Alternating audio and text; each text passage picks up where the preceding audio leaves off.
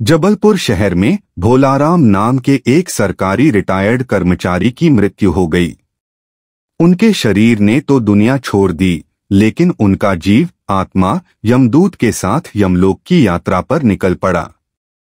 यमलोक में धर्मराज यमराज का विशाल दफ्तर था। उनके सामने एक बड़ा रजिस्टर खुला था, जिसमें सभी जीवों का हिसाब किताब लिखा हुआ था। यमदूत ने आकर यमराज को प्रणाम किया और कहा, महाराज, मैं भोलाराम के जीव को लेकर आया हूं। यमराज ने रजिस्टर में देखा और भौंचक के रह गए। उन्होंने यमदूत से कहा, तुम यह क्या कह रहे हो? भोलाराम का जीव तो 5 दिन पहले ही यहां आ जाना चाहिए था। यह अब तक पहुंचा क्यों नहीं? यमदूत ने घबराकर कहा, महाराज, मुझे नहीं पता। मैंने तो उसे आज ही पृथ्वी पर से लिया है। यमराज को बड़ा आश्चर्य हुआ। ऐसा पहले कभी नहीं हुआ था। उन्होंने अपने मुंशी चित्रगुप्त को बुलाया और कहा, चित्रगुप्त, देखो तो क्या भोलाराम का जीव रास्ते में कहीं अटक गया? यह एक सरकारी कर्मचारी का जीव है। कहीं इसने सड़क पर रिश्वत देकर रास्ते का हिसाब तो नहीं बदलवा दिया? चित्रगुप्त ने अपने रजिस्टर के पन्ने पलटे और कहा, महाराज, नहीं, ऐसा कोई हिसाब नहीं है। भोलाराम का जीव अभी तक यहाँ नहीं पहुँचा है। यमराज ने यमदूत पर क्रोध किया और उसे वापस पृथ्वी पर भेजा ताकि वह भोलाराम के जीव को ढूंढ कर लाए।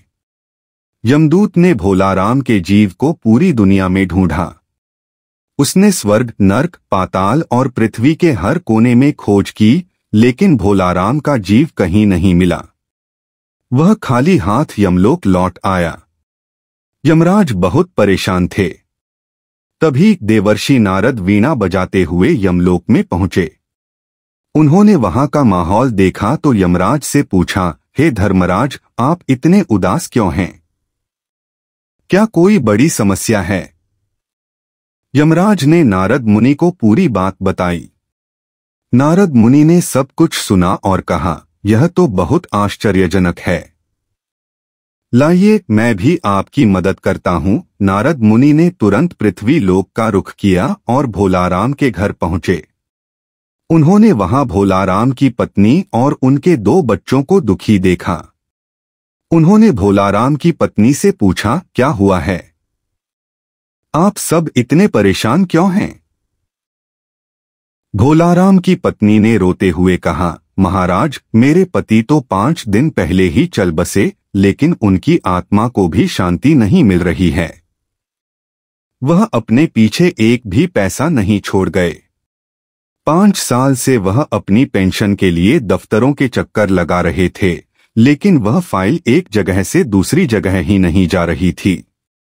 यह सुनकर नारद मुनि को कुछ कुछ समझ आने लगा। उन्होंने सीधे उस सरकारी दफ्तर का रुख किया जहां भोलाराम की पेंशन की फाइल रुकी हुई थी। वह एक कर्मचारी के पास गए और उससे पूछा, भाई, भोलाराम की पेंशन की फाइल कहाँ है?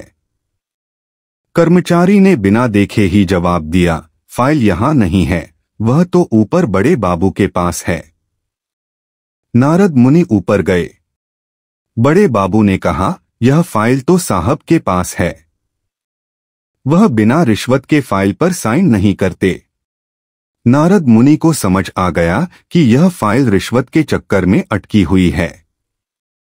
उन्होंने देखा कि फाइल पर धूल की मोटी परत चढ़ी हुई थी। नारद मुनि ने अपनी वीणा निकाली और एक मधुर राग छेड़ दिया। उन्होंने सरकारी अफसरों की तारीफ में एक गाना गाया। अफसरों ने खुश होकर नारद मुनि से कहा, मुनिराज, आप कुछ मांगिए, हम आपको देंगे। नारद मुनि ने मुस्कुराते हुए कहा, आप मुझे बस यह फाइल दे दीजिए। मुझे इसमें से एक आवाज सुनाई दे रही है। अफसर हैरान हुए, लेकिन उन्होंने नारद मुनि को फाइल दे दी। नारद मुनि ने फाइल को अपने कान से लगाया और एक बहुत धीमी कांपती हुई आवाज सुनी। यह आवाज भोलाराम के जीव की थी। जीव कह रहा था, मैं यहाँ फाइल में फंसा हुआ हूँ। जब तक पेंशन की फाइल आगे नहीं बढ़ेगी, तब तक मेरी आत्मा को शांति नहीं मिलेगी। मैं यहाँ से निकल ही नहीं पा रहा हूँ। यह सुनकर नारद मुनि ने तुरंत अफसरों को रिश्वत दी और फाइल पर साइन करवा दिए।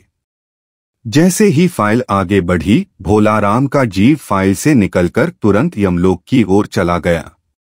यमराज और चित्रगुप्त ने देखा कि भोलाराम का जीव आखिरकार यमलोक पहुंच गया है। उन्हें समझ आ गया था कि सरकारी दफ्तरों में रिश्वत और लालच इतना ज्यादा है कि वहां पर जीवों को भी मोक्ष नहीं मिल पाता। दोस्तों, इस कहानी को अंत तक देखने के लिए आपका दिल से धन्यवाद। अगर आपके पास भी कोई रोचक या प्रेरणादायक कहानी है तो हमें जरूर भेजें, हम उसे दुनिया तक पहुंचाने का प्रयास करेंगे। और ऐसी ही दिलचस्प कहानियां देखने के लिए कमेंट करना न भूलें। जुड़े रहिए, अगली कहानी में फिर मुलाकात होगी। धन्यवाद।